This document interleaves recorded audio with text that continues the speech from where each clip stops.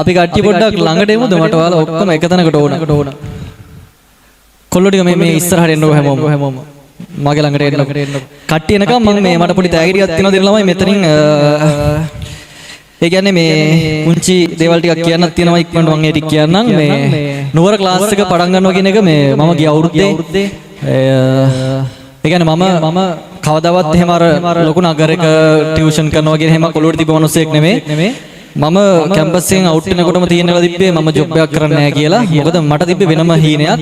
ඒ කියන්නේ මගේ ආසාව තිබ්බේ ඔය කන්දක් නැගලා කොහේ හරි දුෂ්කර ඉස්කෝලේට ගිහිල්ලා ඒ ළමයිට උගන්වලා ඒ ළමයිට හීනයක් දීලා ඇවිල්ලා එහෙම තැන් වලට යන ලයිෆ් එක මගේ හිටියේ. මම ඇත්තටම මේ අවසානට කැම්පස් එකේ අවුට් වෙනකොට මේ ජොබ් ඉන්ටර්විව් එකට මම කැමති වෙලා නෙමෙයි මගේ සර් කැමති වෙලා මාව දාලා ෆයිනල් 2 සිලෙක්ට් වෙලා අවසානට එහෙන් කම්පැනි කෝල් එකකට මම ජොබ් එකේ නැහැ කියලා අද තීරණයක් අරගෙන අවුරුද්දක් තිස්සේ රුපියල් 15000ක වැටුපක් අරගෙන ගෲප් ක්ලාස් එකක් කරලා 23 මහලොකු ඈතක නෙමෙයි ගිය අවුරුද්දේ මගේ මාසෙ වැටුප රුපියල් 15000යි. හරිද ගෲප් ක්ලාස් එකක් කරා කොහොම හරි මේ එතනටත් කලින් මම සතපහක්වත් ගන්න නැතුව ඉස්කෝලේක අවුරුදු 1කමාරක් විතර ගන්නවා. ඒ ළමයි දැන් ඇති. ඒ කියන්නේ මට මොනුනේ ඒ වගේ ලයිෆ් එකක් ගත කරන්න. ඊට පස්සේ කොහොම හරි කඳුණා කියනවා. ওই ගම්මානවල ඉස්කෝලේ ගිහලා ළමයිව පන්සල් වලට එකතු කරලා ළමයිට මට පුළුවන් විදිහට උගන්වලා පොඩි මොටිවේට් එකක් දීලා මම ඉතින් ළමයිට පොඩි ටියුන් කරලා එනවා. ඊට පස්සේ ඒ ළමයි නිකන් ගමම නිකන් අම්මලා තාත්තලාම කතා කරලා අඬනවා. මට හරි සතුටුයි. ඒක සල්ලි වලට ලබන්න බැරි සතුටක්. ඉතින් මේ එහෙම ලයිෆ් එකක හිටපු මම ටර්න් වෙන්නේ 2022 ළමයි මම 2022 මම කන්දක් උඩ ඉන්නකොට පෝස්ට් එකක් දානවා ළමයි අමාරු ගණන් තිබ්බොත් කියන්න කියලා. ඊට පස්සේ එක්සෑම් එකට සති දෙකයි එතකොට. ළමයි පාඩම් ටික දෙනවා මම කන්ද නගින එක පැත්තට දාලා ගෙදර ඇවිල්ලා වීඩියෝස් ටික කරලා YouTube එකට දැම්මා. ඒක විභාගයටත් එහෙම පිටිම අනිත් පැත්තට කැරි කැරිලා තිබ්බා. ඔහොම දේවල් වල කොහොම හරි විසිනේ ක්ලාස් පටන් ගත්ත ළමයි හිටියේ නෑ. මම ඒ කතාව පස්සේ කියන්නම්. මේ ළමයි හිටියේ නෑ. ඉතින් පන්ති වලට ගිහිල්ලා හැරලා ඇවිල්ලා තියෙන ඕන තරම් මම අප්පච්චිට ගෙදර ගිහිල්ලා පන්ති ළමයිට ගිහලා පන්ති ටයිම් ඉවරලා ගෙදර ඇවිල්ලා තියෙන ඕන තරම් පොළොන්නරුවේ. මම බයික් එකේ ක්ලාස් ගියා මම ත්‍රිවිල් එකේ ක්ලාස් ගිහිල්ලා තියෙනවා. ඒ කියන්නේ මේ ඒව හරි ලස්සන කතාව මට තියෙන ලස්සන කතාවක් කියන මම හරි ආසයි ඒ කතාවට.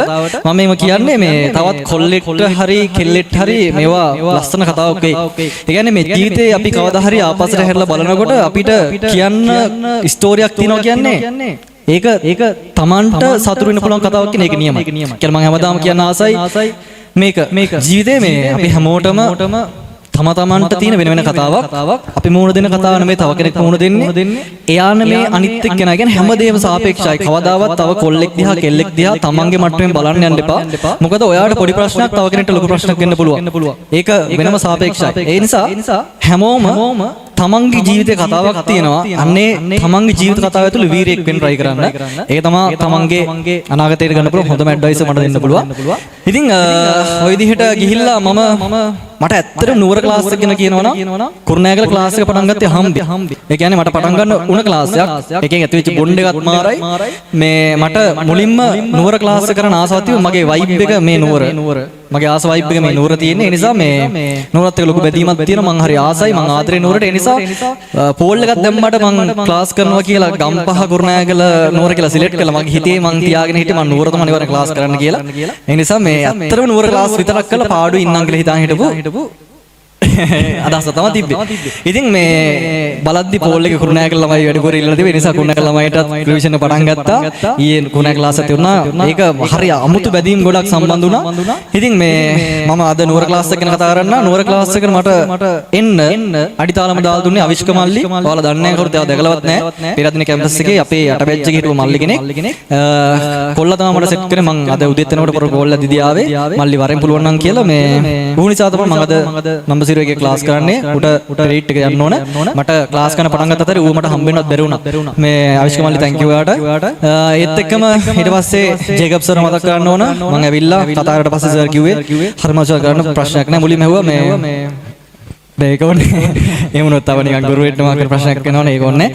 මල්ෂාන් මේ වැඩේ කරන්න පුළුවන් නම් කරන්න හොඳයි කියලා සර් හැම වෙලේම මාත් එක්ක පිටිපස්සේ හිටියා. එතකොට ඉසුරු අයියා ඒතර ආයතන සේවක මණ්ඩල හැමෝම ඒතර ජොන්ටියාගේ පොඩ්ඩක් කට හොඳ නෑ මම දන්නවා මේ වුණාට උගේ හිත හොඳයි ඒ නිසා මේ ඌත් එක මනාපයක් තියාගන්න එපා මේ උගේ කට හොඳ නැතුණාට උගේ හිත හොඳයි ජොන්ටිටත් බොහොම ස්තුතියි ඉතින් ඒත් එක්කම යනකොට ළමයි මේ මාස 10ක් කිව්වට මේ මට මේ ඒක මේ මතක අවුරුදු 100කට තිබුණා. හැබැයි මේක සතියක් වගේ මට දැනුනේ. ඒ කියන්නේ ඒ මාස 10ක් ගියාද හිතා ගන්න බැරි අමාරුයි ඒක. ඒ කියන්නේ දැන් මම සාමාන්‍යයෙන් මෙහෙම මයික් කරන් කතා කරන මුලින්ම නර්වස් උනේ කැම්පස් එකේ බැච් මීටින් එකකදී.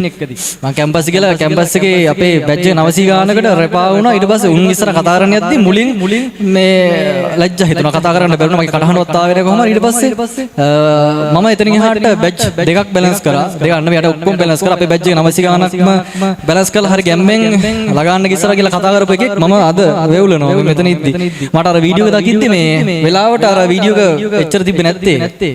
මේ හරි අමාරුයි බලන්න මට. ඒ කියන්නේ මේ වීඩියෝ අර මගේ කැලලක් තිබ්බේ හොඳ වෙලාවට. මං එතනින් නෝමල් වුණා. අර ෆොටෝස් එක යද්දි මං අවුල් වෙනවා. මං හිතුවා කතා කරන්න බැරි කියලා වෙලාවට අනිත් පැත්තට එන්නුනේ මේ මගේ වීඩියෝ එක නිසා මට ඒක ලොකුවට මේ උන්නේ. ඉතින් මේ මට කියන්න දේවල් දවස් මුණක් කියන්න පුළුවන් බං මං ඉවර කරන්න.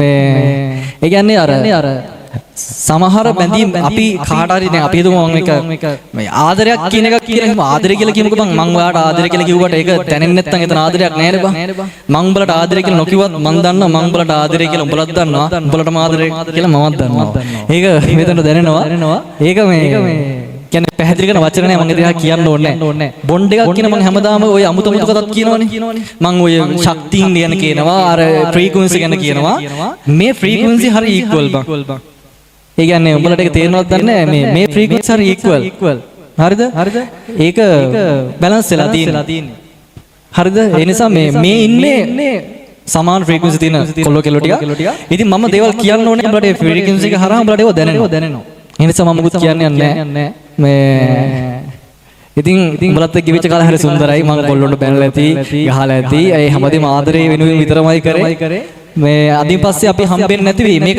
යථාර්ථය දැන් අපි ඉස්කෝලේ ගියා ඉස්කෝලේ නැවතුණා කැම්පස් ගියා කැම්පස් නැවතුණා ඒ බැඳීම් හරි සුන්දරයි මං ජීවිතේ හැමදේම මතක මට ඕනුනේ හැමදාම සුන්දර මතකයක කරන්න මම හිතන්නේ මට මගේ මේ ඇඟේ හිරිකඩ පිවුන මේව කියද්දි මේව හිතලා ප්ලෑන් කරන මේ කිසිම දෙයක් හිතලා කියන දෙයක් නෙවෙයි මගේ හිතින් වෙන දේවල් නැත්තම් මේ නන්ස්ටොප් කතා කරන්න බෑ මට ඒ නිසා මේ අර මට ජීවිතේ හැමදාම ඕනුනේ මතක එකතු කරන්න මගේ ජීවිතේ සුන්දර මතක උඹලට ටික. ඉතින් ආදරේ හැමෝටම ආය දවසක හම්බෙමු විභාගේ හොඳට කරන්න. ඒවට උපදෙස් මම පස්සේ දෙන්නම්. කවදාම හරි අපි මෙතනින් පස්සේ කොහෙද හම්බෙයි. ඒ හම්බෙනකොට හරි හම්බෙන්නේ නැතුව හරි උඹලට ප්‍රශ්න මන් දන්නවා ගොඩාක් තියෙනවා. ඔය අවුරුදු 18 19 කියන්නේ ජීවිතේ අර පොරබදින වයසක්. ඔතනින් පස්සේ උඹලට නෝමල් වෙනවා. කැම්පස් ගියාට පස්සේ උඹල ඕන කට්ටකට හොරු වෙනවා. මේ කාලේ හරි අමාරු කාලයක් උඹලට. අල්ලන් ඉන්න මොකද මේ අල්ලන් ඉන්න මොහොතේ ජීවිතේ කවදාවත් අතාරින්න එපා. ඔයාලා මම මේ ඉදිරි දැක්කට මගේ අවුරුද්දට කලින් ස්ටෝරිය හරි බෑඩ්. ඒ කියන්නේ මම කවදාවත් අතෑරියේ නෑ. මම හැමදාම කියන්නේ never give up. ඒ කියන්නේ අතාරින්න නම් එපා. අමාරු කාලේ එනවා. ජීවිතේ අතාරින්නම හිතන මොහොතේදීත් අල්ලන් ඉඳවල්ලා. ඒක කවදාවත් වරදින්නේ නෑ. මොනම පැත්තකට වුණා. හරිද? හැමෝටම ඉංජිනේර්ස්ලා වෙන්න බැරි වෙයි. ડોක්ටර්ස්ලා වෙන්න බැරි වෙයි. මෙතන මැත්ස් කරන ડોක්ටර්ස්ලා වෙන්නේ නෑ කොහොමද? මේ ආසකෙකුත් ඉන්නවා.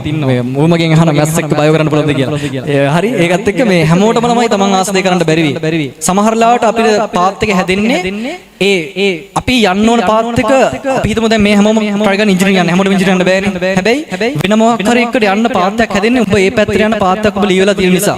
ඒ නිසා මේක ෆේල් වුණා කියහම ඔබ ඒක තවුලක් ගන්න එපා. මොනවා හරි ජීවිතේ මේක කඩමක් විතරයි. උඹලගේ ඇතුලේ තියෙන ෆැෂන් එක හොයාගන්න. අපි හැමෝම ඇතුලේ ලස්සන මිනිස්සු ජීවත් වෙනවා. මම හැමදාම කියන්නේ උඹලා වගේ එකයි ඉන්නේ. මේ කොල්ලා වගේ මේ කෙල්ලා වගේ ජීවිතේ නෙමෙයි මුළු ලෝකෙම ඉන්නේ එකයි. නිමුන්නු හිටියත් තමන්ගේ එකයි. හරි ඒ නිසා අර තමන්ගේ මේක මේන්ටේන් කරන්න try කරන තමන්ගේ ෆැෂන් එක හොයාගන්න ජීවිතේ ඕන තරම් සාර්ථක වෙන දේවල් තියෙනවා කරන දේ හරියට කරන්න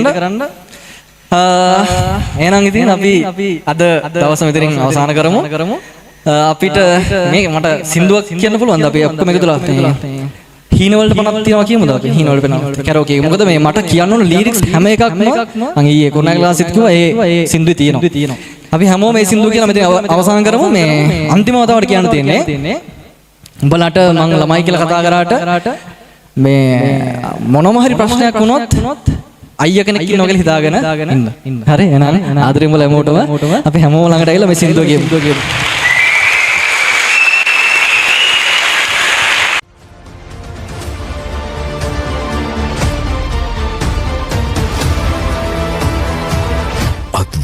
සංයුක්ත ගණිතයේ ගවේෂණාත්මක සංනාමය මදුෂාන් නිරංජන් හේන කියන්නෙම ටාගට් වලට